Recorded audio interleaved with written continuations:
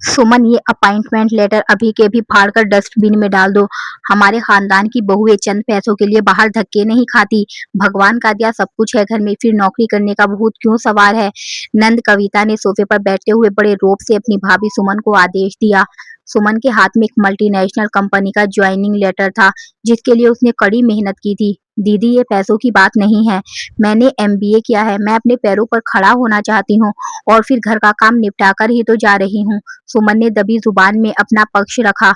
अरे, तो क्या घर का काम करके तुम हम पर एहसान करोगी? सासू माँ विमला जी ने तुरंत अपनी बेटी कविता का पक्ष लिया।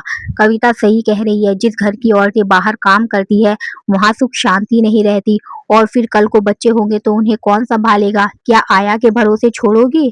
हमारे घर में यह सब नहीं चलेगा। सुमन ने उम्मीद भरी नजरों से अपने पति राघव की ओर देखा। राघव कुछ कहना चाहता था। माँ, सुमन होनहार है, अगर वो काम करना चाहती है तो।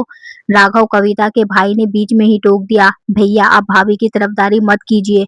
औरतों को सिर पर चढ़ाना ठीक नहीं होता। आज नौकरी मांगेगी, कल को कहेगी कि घर के फैसलों में भी बराबरी चाहिए। घर की लक्ष्मी घर में ही अच्छी लगती है, ऑफिस की फाइलों में नहीं। भाभी को समझा दीजिए कि इस घर की मर्यादा पैसों से बढ़कर है। आखिरकार घर के संस्कारों और मर्यादा की दुहाई देकर सुमन का सपना कुचल दिया गया। सुमन ने चुपचाप वह लेटर अलमारी में बंद कर दिया और रसोई में जाकर रोटियां बेलने लगी। कविता और विमला जी की जीत हुई थी। समय का पहिया घूमा। 6 महीने बाद कविता की शादी एक बड़े घर में हो गई। लड़का सरकारी अफसर था और परिवार भी सम्भ्रात। विमला जी ने बेटी को विदा करते समय खूब डींगे हाँगी थी कि उनकी बेटी राज करेगी। शादी के करीब साल भर बाद कविता पहली बार रहने के लिए मायके आई, लेकिन वह चहकती हुई कविता नहीं थी। उसका चेहरा उतरा हुआ था और आंखों के नीचे काले घेरे थे। शाम को चाय पर जब सब बैठे तो कविता का दर्द छलक पड़ा। माँ, मैं अब वहाँ वापस नहीं जाना चाहती। कविता रो पड़ी। क्या हुआ बेटा, दामाद जी ने कुछ कहा क्या? विमला जी घबरा गई। नहीं माँ, वो तो कुछ नहीं कहते, पर मेरी सास और नंद ने मेरा जीना हराम कर रखा है।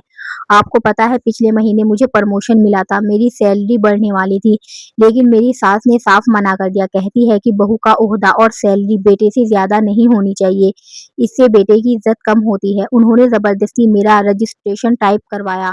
सुमन चाय का कप ट्रे में रख रही थी, उसके हाथ एक पल के लिए ठिठक गए।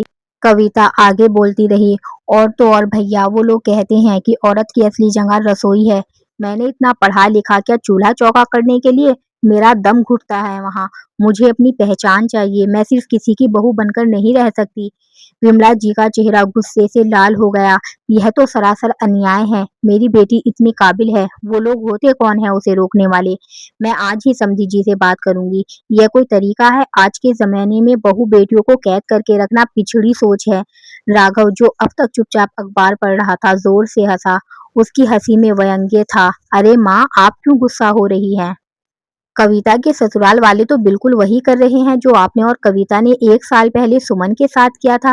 राघव ने शांत स्वर में कहा। भैया, आप ये क्या कह रहे हैं? कविता ने आंसू पोंछते हुए कहा। मेरी तुलना भाभी से मत कीजिए, मेरा करियर दांव पर लगा है। क्यों ना करूं तुलना? राघव ने कड़े स्वर में पूछा। कविता, तुम्हें याद है तुमने सुमन से क्या कहा था कि घर की लक्ष्मी घर में ही अच्छी लगती है?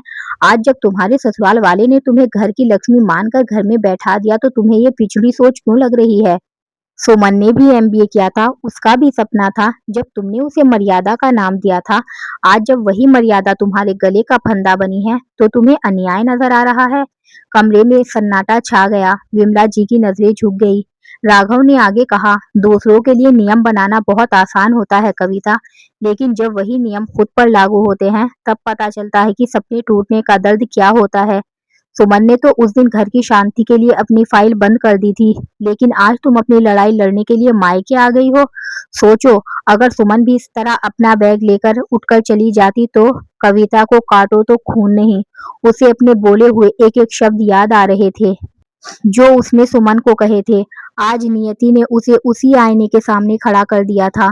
सुमन ने धीरे से राघव के कंधे पर हाथ रखा और आंखों से उसे शांत रहने का इशारा किया। फिर वह कविता के पास गई और उसके आंसू पोंछे। दीदी, आप चिंता मत कीजिए, हम सब आपके साथ हैं। राघव आपके ससुराल वालों से बात करेंगे। किसी के सपनों को मारना गलत है, चाहे वो आपकी भाभी हो या आपके। सुमन के इन शब्दों ने कविता और विमला जी को शर्मिंदगी से भर दिया उस दिन उस घर में एक नया नियम बना, सम्मान और सबके सपने बराबर होते हैं, चाहे वह बेटी हो या बहू। कविता को अपनी नौकरी वापस मिली या नहीं, यह तो बात की बात थी, लेकिन उस दिन सुमन को उसका खोया हुआ आत्मसम्मान ज़रूर मिल गया था। अपने विचार हमें कमेंट बॉक्स में ज़रूर बताएं। कहानी पसंद आई है तो वीडियो को लाइक करें, चैनल को सब्सक्राइब करें और मिलते हैं एक नई कहानी के साथ।